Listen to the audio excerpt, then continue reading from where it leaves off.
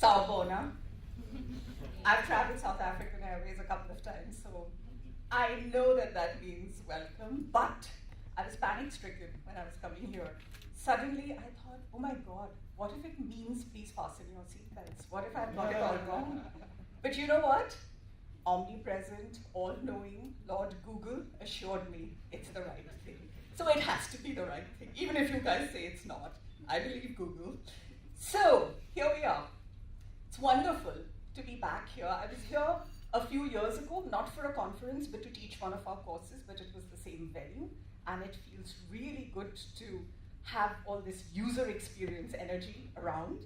And what we're going to talk about today, what I want to share with you is my perspective, not so much about UX today, because all of you take care of that. So now I have to move on and look at the future of UX. And where does that landscape lie? Where is it and how is it unraveling? And as one of my favorite science fiction authors, William Gibson, I don't know if you're familiar with him, but you should try reading some of his books, as he says, the future is already here. And like everything else, it's unevenly distributed. So it is there, you can't escape it, so let's look at it. What I've been trying to look at is, will user experience across the world have the same meaning in, say, 2050 as it has today? That's been my pet topic. And because it's been such an interest to Edgify also, we have this non-profit organization where we just look at the future of UX. We just explore, research all aspects of the future. And there are some interesting things happening. I don't know how many of you are familiar with singularity or transhumanism, life extension, all of these very could be cool, could be frightening things that are unfolding very rapidly across the world.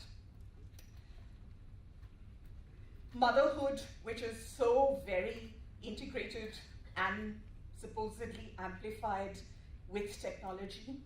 Robots that are increasingly being encountered in workplaces, in institutional environments like healthcare, etc. So it's a sort of humanity in robots.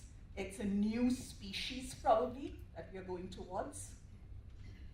But stepping back, just for a moment, looking at where UX is today, looks like we are safe.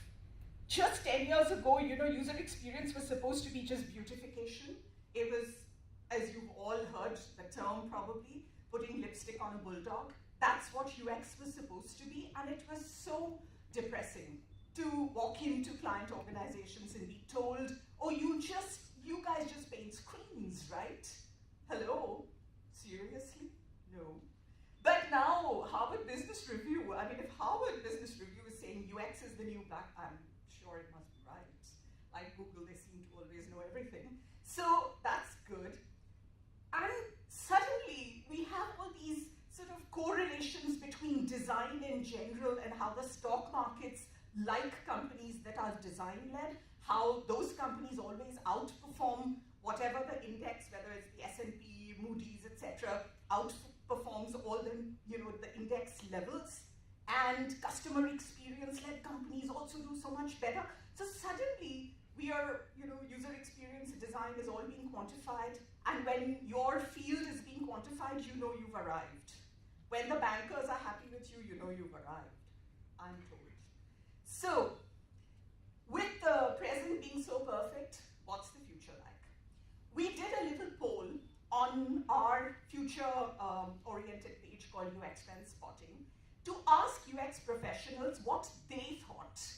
And the questions we asked primarily around, what options there could be in the future and what people thought. Interestingly, as you see, some options were very much more favored by UX professionals over others. And what does that mean? When UX professionals said that, in the future, what we will do is to have a marketplace of UX tools and components available, and we will just put them on that marketplace and people will just buy them. We'll sit at home, we'll do other things, and we'll work We won't be in a company. It won't be a centralized team. That's what the poll seemed to indicate as favorite options. And the way we interpreted that is to say, is global user experience in the future going to be this formula, which may seem a little cryptic, n equal to 1 or equal to g. I don't know if you've heard of this. It's actually a very well-known innovation principle. What it means is in the future, oops, I pressed the wrong button, okay. In the future, as Professor Prahlad, very, very famous management guru who has passed away, as he said in his Disruptive Innovation book, in the future, everything will be designed, produced and designed for the sample of 1. N, the sample will be 1. So each individual will have a completely personalized product. That's where he said the world is going. At the same time, he said R is equal to G. You will be able to craft individual products based on resources that are global, so R equal to G. So his hypothesis was that there's a global supply chain of physical, products. And he said because of the global supply chain, you can source products from everywhere and create customized offerings for each individual. And now we are saying, well, maybe UX is going to go that way. He gave a very interesting example of how experience could be completely customized. And I don't know how many of you are familiar with Build-A-Bear. Have you heard of Build-A-Bear? Right? And if you visited their shops, the workshops as they call them, they're fascinating. You go in and you literally put together a teddy bear for yourself. Everything about that teddy bear is disassembled, and you choose what kind of body, what kind of ears, and what kind of eyes, and what kind of ribbon, even what kind of heart. And then you christen the teddy bear. They give you a birth certificate. You name the teddy bear, and then you take the teddy bear away. He said that is going to be the model of experience. And so, we think that is indeed going to be the model also for user experience, even in the area of digital experience, not just physical products. We already see digital supply chains. Physical supply chains have existed for a long time, and I don't know if you've read any of the fascinating books about how physical supply chains work. To me, it seems such a boring topic. I mean, physical supply chains, who wants to know how it works? But I did read one book. It's like a thriller. How does a dress get made?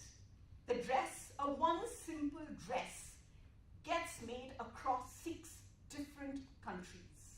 So the fabric is sourced in a factory and sent in a factory in China, where the basic cut is done of the dress. Then it's shipped to Thailand to a factory where buttons are put on. Then it's shipped to India where the lace trimming is put on. Then it's shipped to Malaysia where the finishing is done.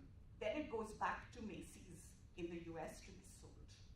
And there are companies, there's a very famous company in Hong Kong, multi-millionaire family that controls the biggest physical supply chain for all merchandisers.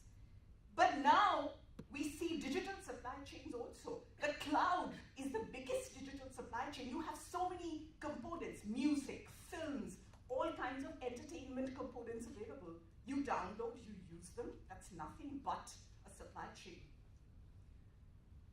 You've got supply chains where coders can get a lot of coding components available. That's already happening. You've got WordPress, which is again a digital supply chain of design themes that you can just download and put together. So it is already coming into existence. And so our hypothesis is that in the future, we are going to have a global UX supply chain, which is going to consist of many marketplaces around the world, many Amazons, full of UX components. So they're going to have all kinds of components you need to put together an experience. Whether it's a set of personas, it's sort of localized forms that you need for different countries to fill in orders for an e-commerce site, but they're all different in different countries, so all of those will be available. Maybe a feature list for device banking in different countries, training modules. All of these are little components, but they all come together to produce a certain skill and a certain experience. They'll all be available. You can pick and choose and craft an experience. As a user experience professional, you can upload all of these things. You can produce them, put them up there for anybody in the world, from anywhere in the world, to buy them. That's where we will go in the future.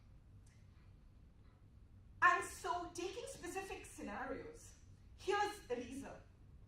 Elisa is a freelancer.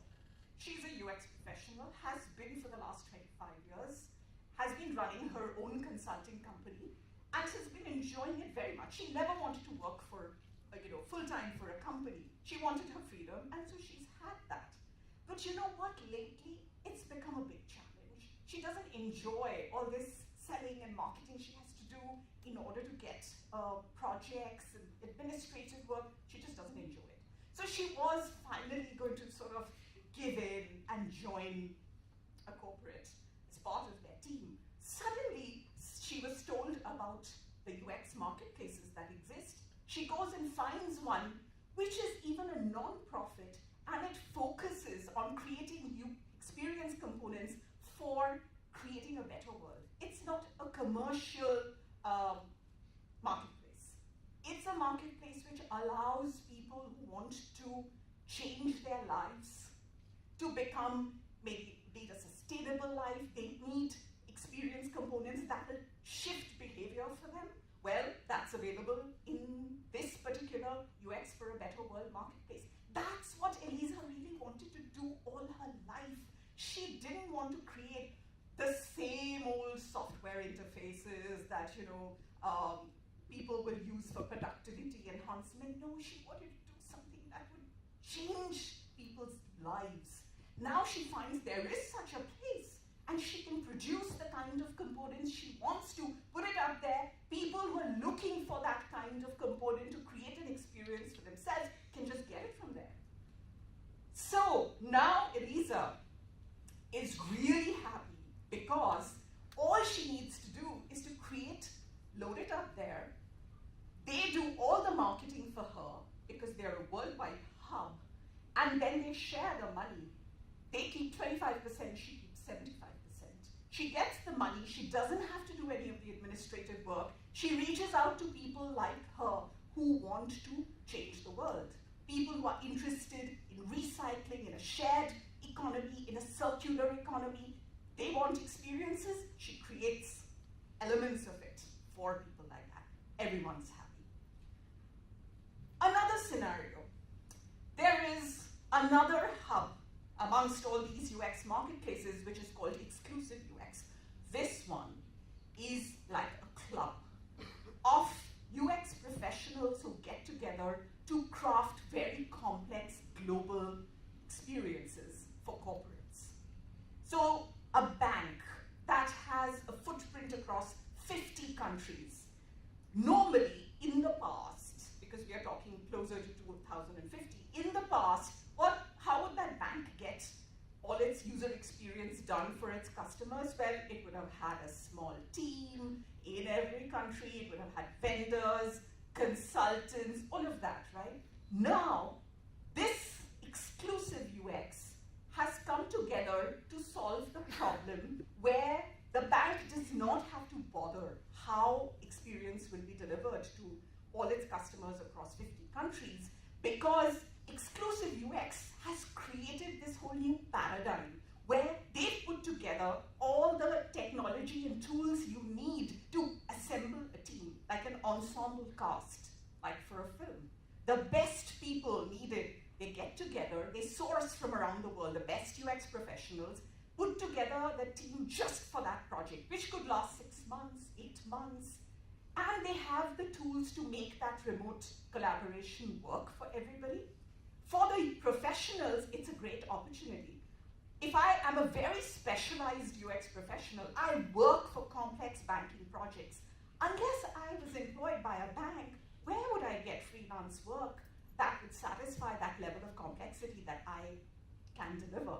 Now I have an option. I don't have to work in an organization because I can come together, thanks to exclusive UX, to be part of a complex project, just for the period that the project is on.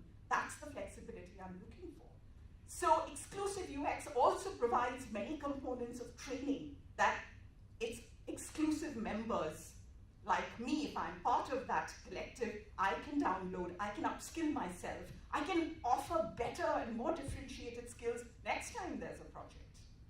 So this kind of ensemble cast coming together through a global UX collective that really just exists like Airbnb, where the people who put it together, you don't even know where they are, but it works and delivers across the world. That's going to be another reality. It particularly will speak to the trend that every futurist is talking about.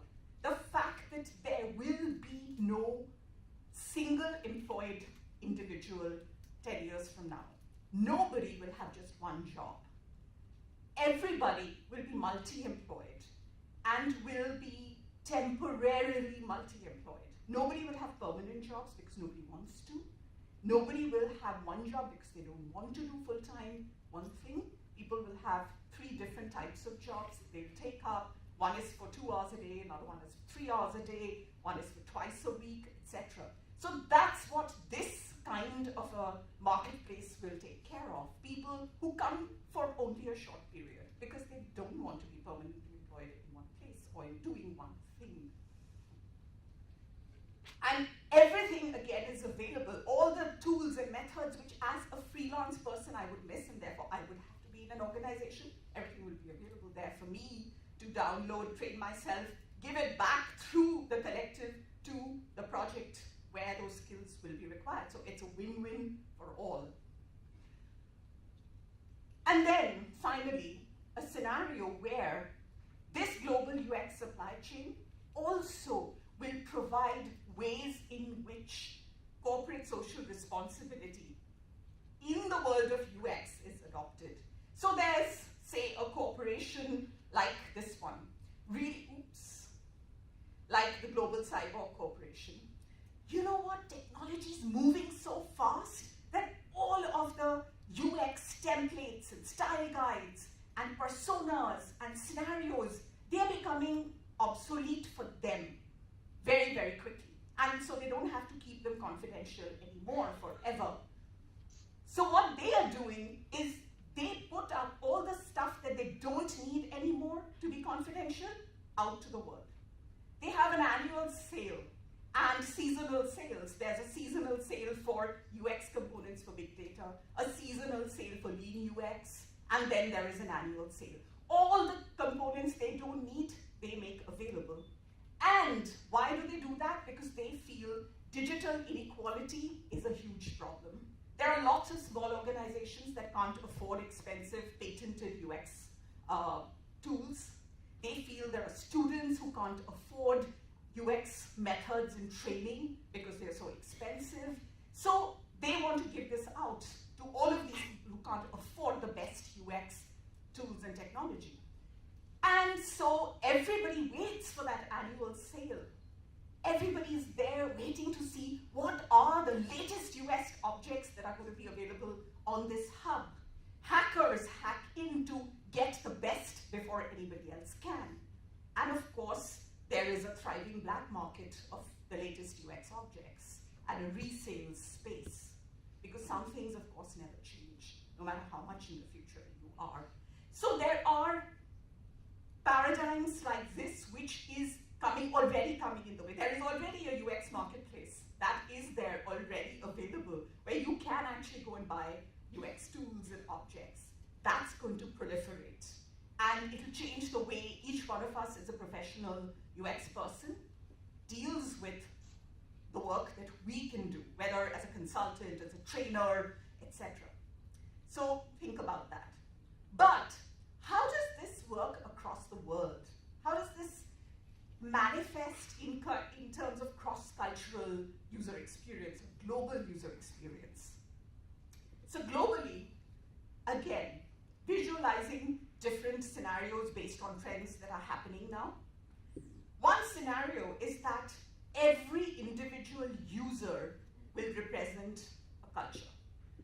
Culture will not be a collection of people as we know it now. And why? How will that change how we work as user experience professionals? Have you heard of life logging? Do you use Fitbits and other apps that track different parameters, biological, etc.?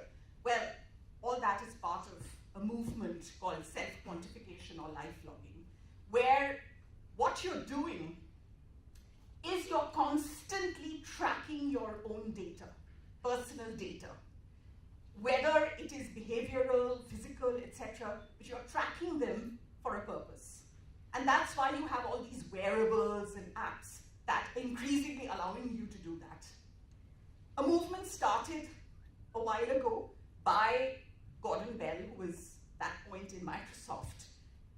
And his entire philosophy was that I want to capture my own data and diagnose what I need to improve my life. That led finally to this whole movement called the quantified self movement. And if you look online, you'll find clubs that consist of quantified self movement folks. Here again, it's all about measuring what's going on with you, but for a certain reason. And the reason is that I want to self-experiment. It is a cult that completely rejects experts. It rejects advice by expert medical professionals, expert educators, legal professionals, etc. It says, hey, I have the power. I'm an individual and I will craft my own reality. Nobody tells me how to do it because I have the technology now. And so I will diagnose, I will experiment, and I will improve my life as I wish to. So it's really all about rejecting anonymous, one-size-fits-all formulations for your daily life. And that's where one sees the beginnings of a trend where we are all likely to become individual cultures, because I will decide for myself how my body and how my mind needs to move. It's not about what the schools told me or what my doctor tells me or what my friends tell me. No, I have all this technology now that will help me decide for myself what my direction is, as will each of you. So each one of us has a reality that we can create. It requires experiences that are unique and not something that you can serve with a one-size-fits-all formulation. And so I'll constantly have questions for myself, and I use tools to answer those questions for myself. And already, we keep tracking what kind of technology is available in the quantified self movement. There's for all areas, whether tracking sleep, dreams, to health and fitness, to emotional states, diagnosing emotional states, how you act when you're emotionally in a certain state. What should you do if you're feeling angry? Because it's, the fitness tracker, the app is tracking that when you're angry, you behave in a certain way and there are problems that arise. So it diagnoses and tells you, hey, you're getting to that state. So now you need to do this and you need to do this so that you don't mess up. So a lot of that is, available right now about meals and etc., etc. How does this transform us apart from making us, create our own realities, which are exclusively, sometimes mutually exclusive from each other? It's altering the future of a lot of areas of our lives. It's altering, for example, the whole idea of memory and remembering and forgetting. Because now everything is always stored as data. You don't forget anything. You don't have the luxury anymore to forget anything. So that entire paradigm of how we exist needs to change. And how that experience will affect how we use everything, all the other products in our life will change, because now we never forget anything. It's always with us. At the flick of a button, I can see it on my I wear a device, every bit of information about who I am and how I behaved and what I do. But will all these numbers and tracking tell us all the time about larger issues? Will our desire to create more and more individualized entities for ourselves lead us to a better experience ultimately? So there's a whole movement, as you know. Google, partly owns this company called 23andMe, which has patented this designer baby system, which they denied. But they are supposed to have started using this, where parents can sort of almost design the baby that they want in terms of genetically what they want the baby to be. And that's a possible, sort of a frightening possibility in some ways, but it's happening. All of this adds up and reinforces this entire area of, I am a culture. I will do anything to perpetuate my culture, my being and my identity in a way that has never been possible before. The makers. Have you participated or aware of the maker labs and the maker movement? That is huge in very many different parts of the world. Again, it's a movement away from the mass market. It's a movement that is about I will create. I will create my products. I will create not just my own behavior and who I am. I will create my own products. I don't need to depend on a Nike or or any of the big brands to give me what I want, because now the maker labs allow that, and that's possible because of the technology that's now available. All the tools that are now available. Society is saying, hey, rebel against the market forces, rebel against the mass culture. Economic forces are saying you can sustain your lifestyle even if you don't work full-time in a company. Create your own stuff, sell a little bit of the stuff that you create for others who may think like you, and you'll do well. So suddenly there is this movement towards producing stuff that you will consume as a consumer. So it's not the separation between a producer and a consumer is going away, and there's a prosumer who is producing, making, consuming, and self-quantifying.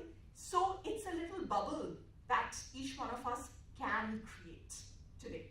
And very much happening in some parts of the world, less maybe in other parts of the world, but at some point the trend will manifest everywhere. And that's why, taking a concrete example, I don't know how many of you have customized your own products, even if you don't go to the extent of a maker lab and all of that, but even the bigger brands allow that now. So I don't know if you have ever experienced this, but this tribe of expression warriors, I want to express myself. And so Converse, on their site, allow you as an expression warrior to say, hey, you design your own shoe.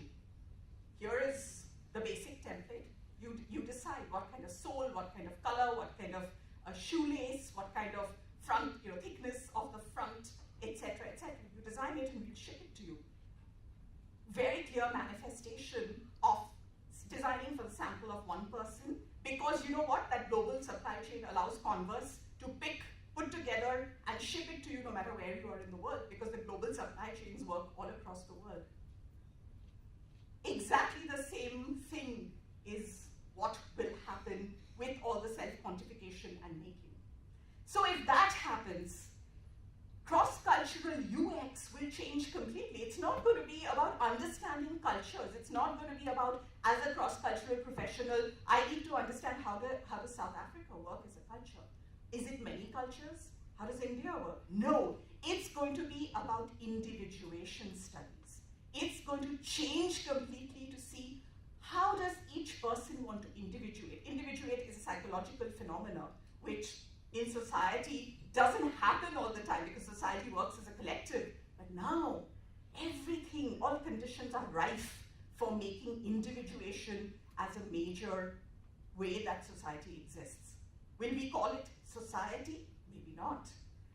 But the field will then have to change.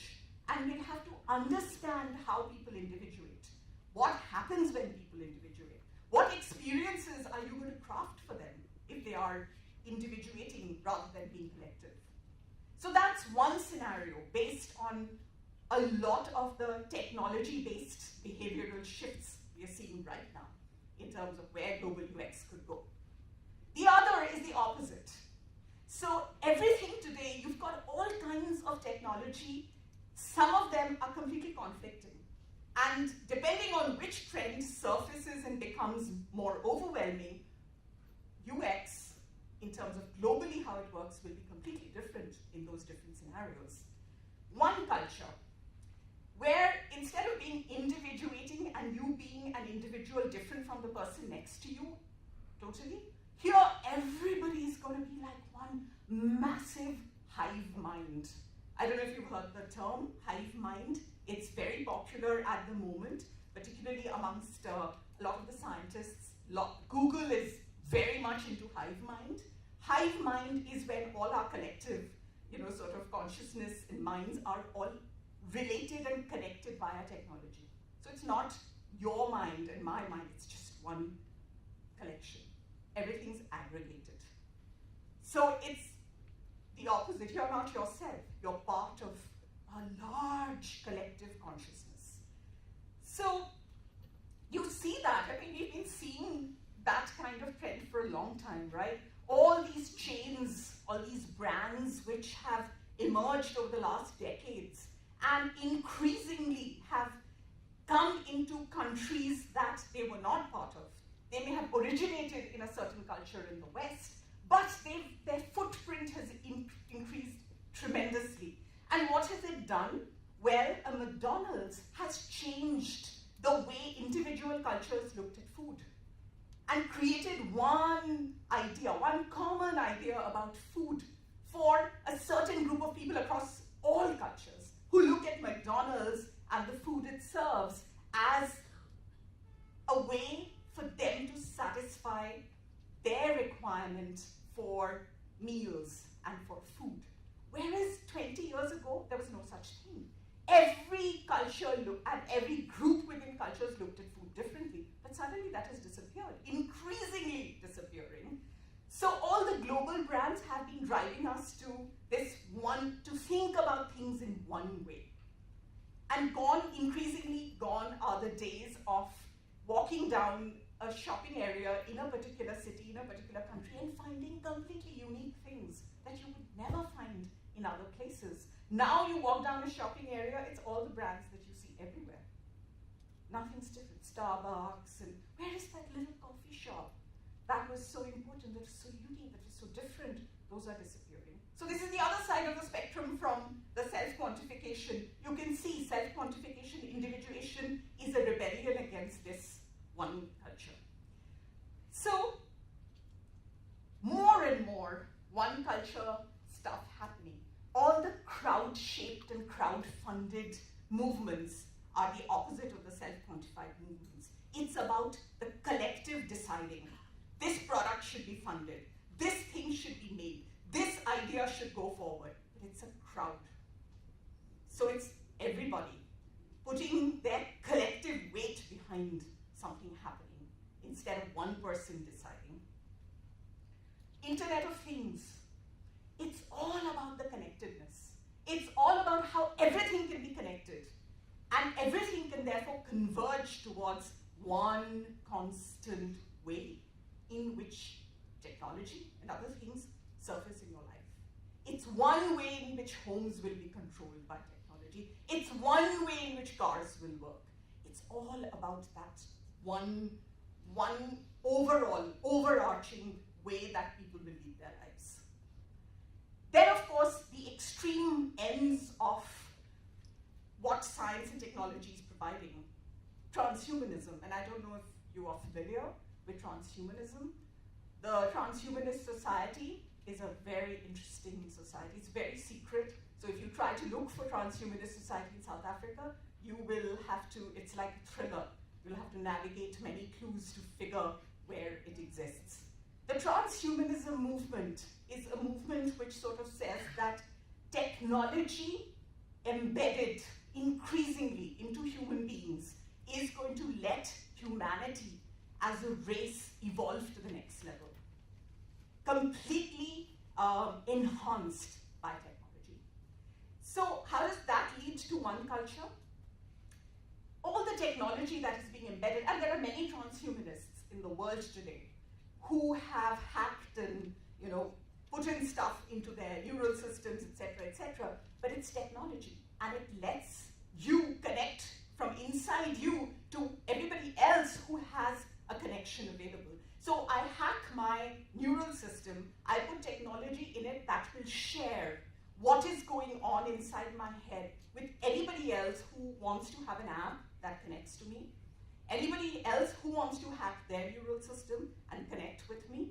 So again, the whole idea is for the transhumanist movement, ultimately we all will be connected in this super race because of the way we will constantly hack our biological system with technology and connect with each other. So that's sort of an extreme end of where it's going. And a couple of the transhumanists who I've met, if you go to the futurist conferences, they're there.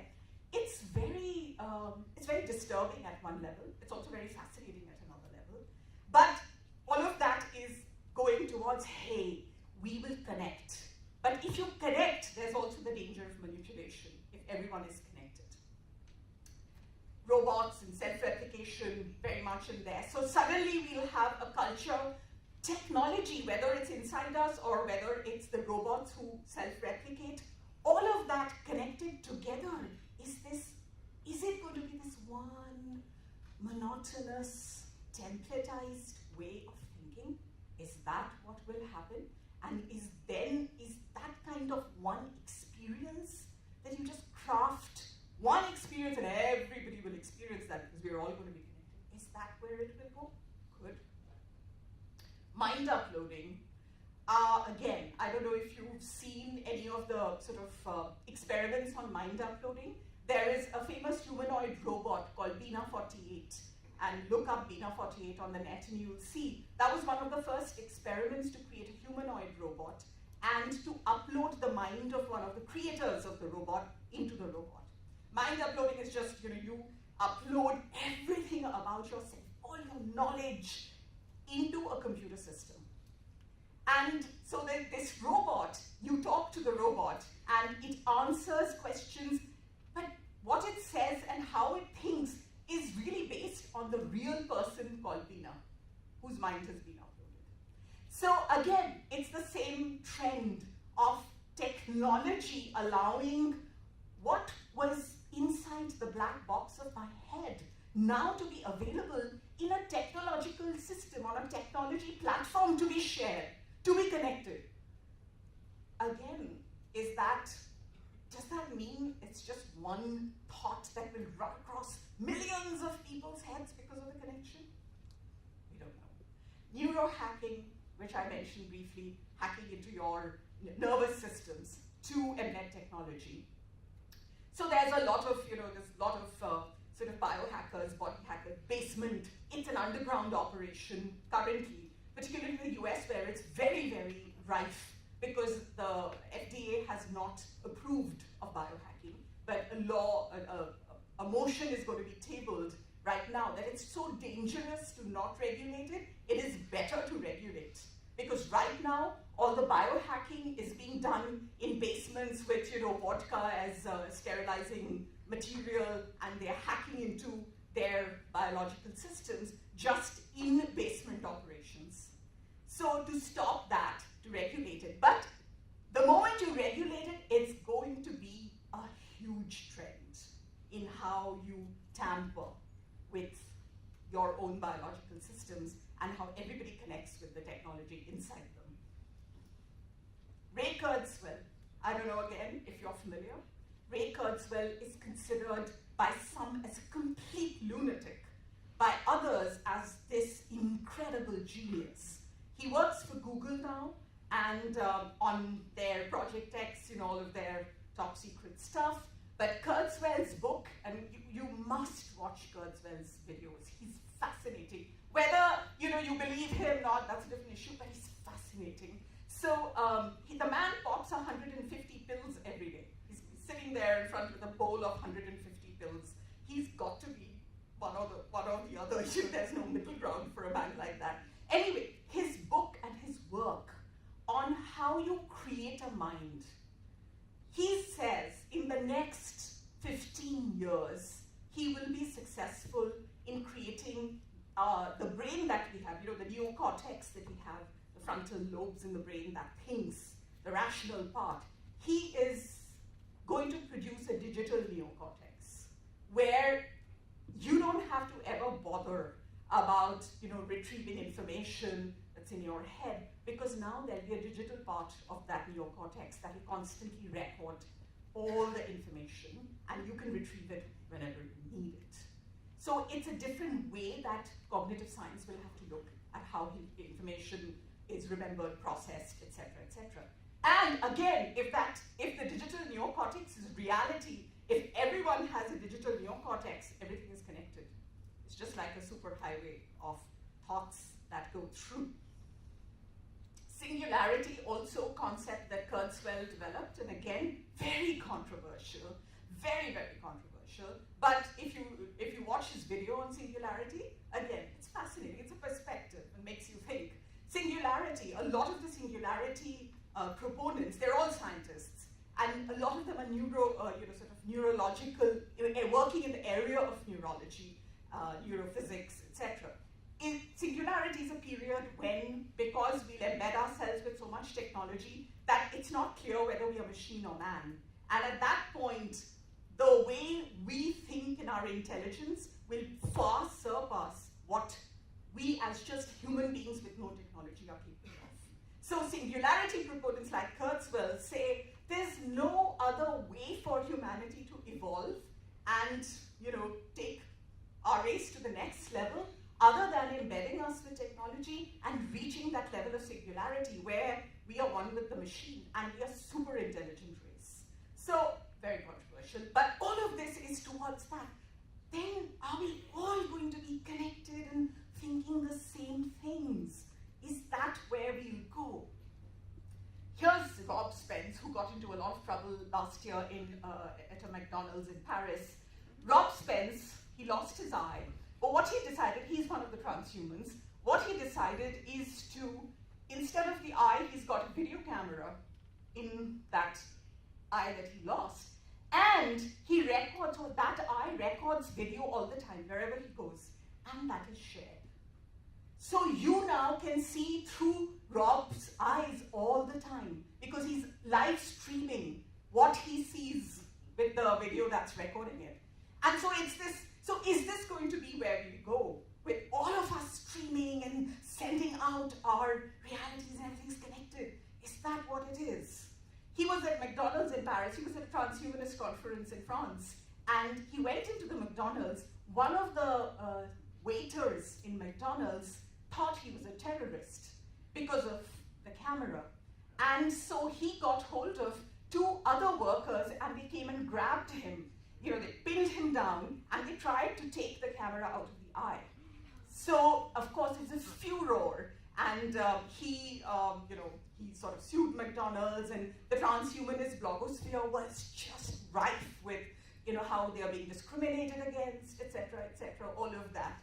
And then TSA and Homeland Security, they said, Rob is a real problem for us. All the transhumanists are a real problem for us because they have all this technology, and so we always catch them because we are not sure what's going on with all this technology that that is sort of beeping and blipping everywhere when they're passing through scanners and stuff like that.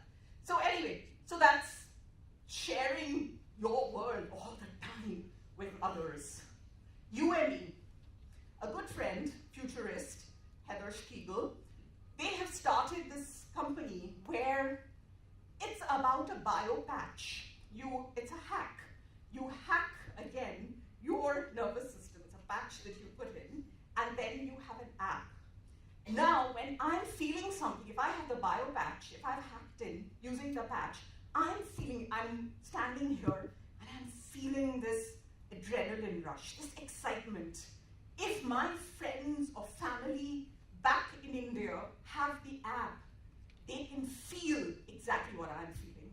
If they have bio patches, they are with me all the time. They're synced with me all the time. I'm synced with them all the time in terms of feelings. So that's a new area. Again, you see what I mean about this one culture. The filter bubble, I'm sure you know about this. This has been talked about a huge number of times. There are many TED talks about the filter bubble, etc. The filter bubble is all about how the search engines serve up stuff not very objectively. You may think so, but it isn't. And how manipulative algorithms can be. As you start searching, how Google monitors you all the time. There are 57 signals they monitor for each person, whether you're logged into anything or not. But just because you have your smartphone and from your location to where you go on Google, how long you linger on something, even between searches, what you're doing, all kinds of stuff. And at the end of the day, the search engine will push stuff that you, at this moment, that you want to see, that Google thinks you want to see. It's the same with Yahoo, it's the same with all of them. And so you think it's this objective, digital world you live in, where it's not like a newspaper which is owned by a certain industry, has an agenda, and you think it's so neutral. It's the opposite. It's got so much manipulation being built into smarter and smarter algorithms. But think about that. If that is true, if that's going to be true, then through that filter bubble, you can be manipulated in any way. The whole world can be manipulated. Everybody on Google can be manipulated with one thought, if they wish to. If they wish to influence everybody in one way. So that's a scenario where cross-cultural UX will have to study this whole thing of collective oneness, about how the community becomes really one individual. And what does that mean? What does the experience mean? What do you do in that case? And then the final one is somewhere in between, the hyper-local. As a UX person, this one is very interesting to me personally. It's about the power of knowing, understanding, and consuming local stories and local realities, and not just one global reality. This is happening, and if you look at any of the trend watching sites, trendwatching.com is a very good place to go, keep track of what's going on in this kind of area. The whole area of the hyper-local is becoming, again, a huge movement. And if hyper-local becomes reality, what happens to global, well-established brands? The interesting thing is, people, consumers, are very, very open today to rejecting brands with heritage, which is a movement away from what we've been used to. Everybody goes for brands that have heritage and history, but now suddenly there's a trend where consumers are saying, we want clean slate brands that have no history. So it's an Uber, it's an Airbnb. Hilton, no, I'd rather go with Airbnb and not with this, heritage brand. That's happening a lot. That is also helping the hyper-local movements where new ideas, new brands are popping up and being successful. Asia, very rife with this particular trend. In fact, Indonesia, where they polled this, for looking at this kind of trend, because a lot of innovations are coming from Indonesia. So 65% of the people said, we do not support global brands because they don't understand us. They impose certain ways of life that we don't like. And so we support local brands who may be completely new. Many examples in the last couple of years from, the whole selfie stick, the mass-fees and stuff. It actually came from Indonesia. That stick, I think it was called the tongsi, I forget the word for stick, but what it meant is narcissism stick. And it was because of the need that Indonesians had of taking selfies, not just of themselves, but of the group. So that's why it's called a we-fee or a mass-fee stick, and it originated from there. Now, of course, it's very popular in Asia, other places than Indonesia. Or, for example, an app. In Korea, Japan, this is very popular. Japan, where there's an increasingly aging population. So you can have, through this app, you can constantly track where an elderly parent is, what is happening, how much are they walking, are they not walking at all, is that a cause for worry, etc. So again, innovating because of the demographics of that population, which is relevant only in that particular locale. Vikaspedia in India, like Wikipedia, the word Vikas means development or progress. This particular Wikipedia style, sort of property on the net has been created to serve rural communities with ideas about healthcare, nutrition, etc. It's meant only for development purposes of remote and rural areas in India where otherwise healthcare professionals don't go to. So in a bid to make the local communities more self-sustaining and local community workers more knowledgeable. So again, it's a local reality and requirement, so innovation happened. The Samsung Mini, again, Korean, you can take a selfie by just winking at the camera.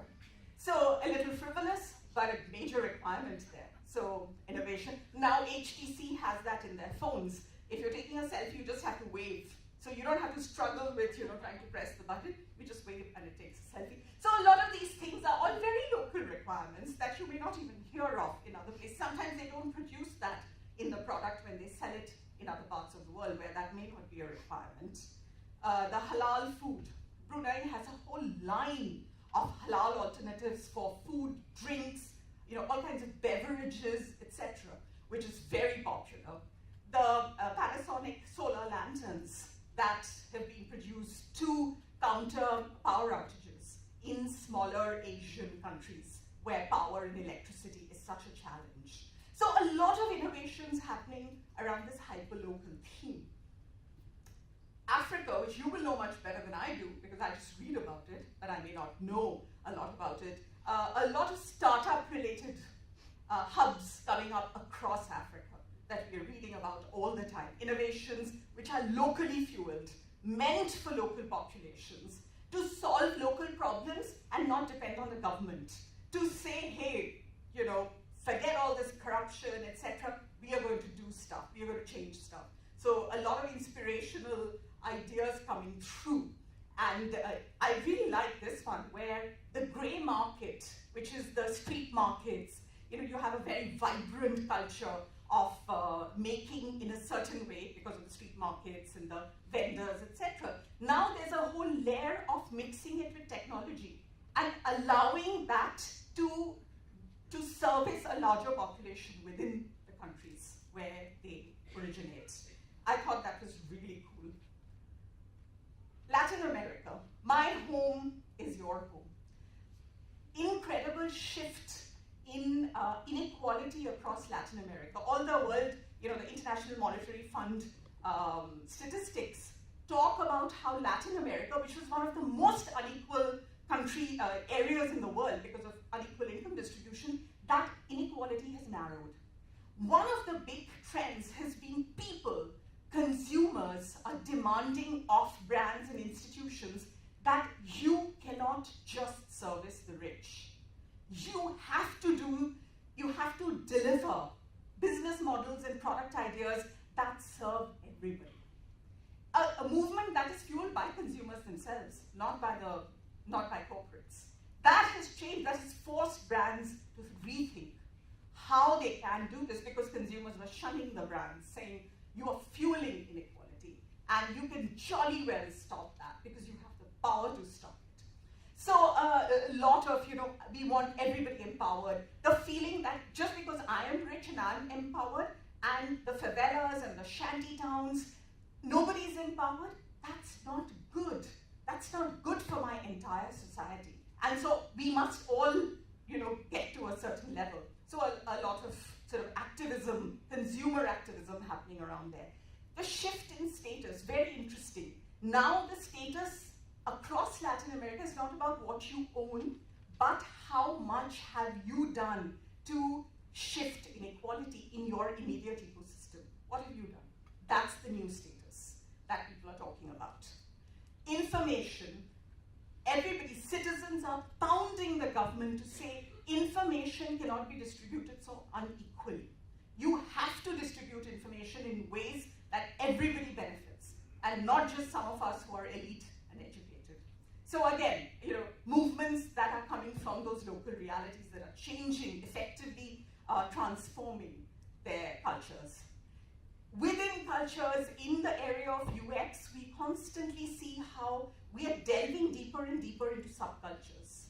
And we're creating this is just an example of a persona, but it's a real project where we were looking at washing machine usage in India. And we realized it's not just one India. It's not even one city. Within that, there are these groups that behave differently.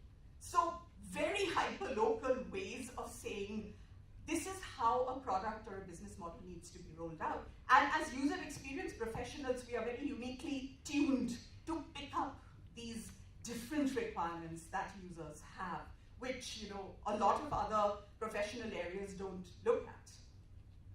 So in the hyper-local scenario, it's going to be about these communities that are very local. And how do you study how communities behave differently? How you service these communities through experiences? So it's at one end, everybody is a culture. At another end is we are all one culture. And in between is these communities which are hyper-local. And how do you then service them as UX professionals? So at the end, we've talked about organizations, how they benefit UX professionals, how we may change the way we have to work. What about our user? With all of these very glitzy and glamorous goings-on in the world of transhumanism and life extension, I don't know if you have heard of life extension, another Kurzweil thing, but lots of people are now in it. Google has got a whole company that's Calico that's looking at life extension. It's about using nanobots that you inject. And the nanobots are nothing but they're tiny chips, right? Programmed chips, which swim through your blood vessels and look at any cell that shows signs of disease and repairs it.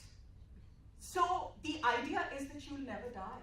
There'll be no disease, nothing. Everything will be repaired constantly. And that's what Google is working on big time. So are some other companies. So longevity or life extension says you could be living for as long as you want to. You don't die. You decide when you want to take yourself out of the system, but that's your decision. Otherwise, you don't die. Okay, if that's the case, so Aubrey Gray, Dr. Gray is very famous life extension and longevity activist. And you see his Church of Perpetual Life. Again, many of these people, can be thought of as a bit lunatic, but they do have interesting perspectives that they're working on. Now, as user experience professionals, I think we should not forget, yes, it's a very interesting technology, life extension, and we can, work to further that as user experience professionals. But to our user, we must be true. What is it that the user is feeling?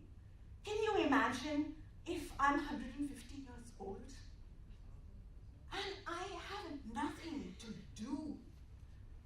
I'm physically fit, but I've lived 150 years. The environment, the ecosystem that serves, society that serves me as an individual hasn't changed. So everything is now repetitive. People are repetitive. The robots are repetitive, of course. Everything is automated. I don't have to do anything. Is that the world my user is looking for? Well, we have to find out. We can't just depend on Kurzweil and Aubrey Gray to say that is what people want. We need to understand. We need to advocate for our user to say, is this what they want? If they want this, is the ecosystem ready to support it? So we've got to be careful that we don't end up being the people providing the experience fixes to a 150-year-old user who looks at experience ventilators that just keep them going. Just like the physical ventilators keep a vegetable going. We don't want to be there. So you've got to, I personally feel, user experience needs to incorporate future visioning and see, on behalf of the user, is this the reality we want to go towards? Which reality do we want to go towards? Which reality do our users want to go towards? Let's make that reality happen. Because you know what? As a futurist, you don't just predict, you change reality to go towards a future that everybody wants and desires and is good for the entire world. So I think it's very important not to get carried away with all the science fiction type stuff that's going on. Please, always, you have unique gift to listen to the user, to understand the user. Don't lose it. That's what they are looking for from us, is my contention. And so, will user experience be extinct also at some point?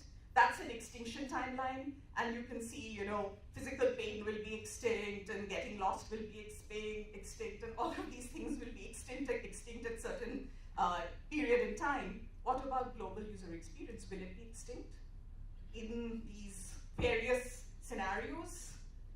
Well, I don't know. What do you think? I leave you to ponder that question, because it's critical. We can decide whether we'll be extinct and whether the human species becomes some unrecognizable species, even though smarter. So with that, that's where I end. Thank you.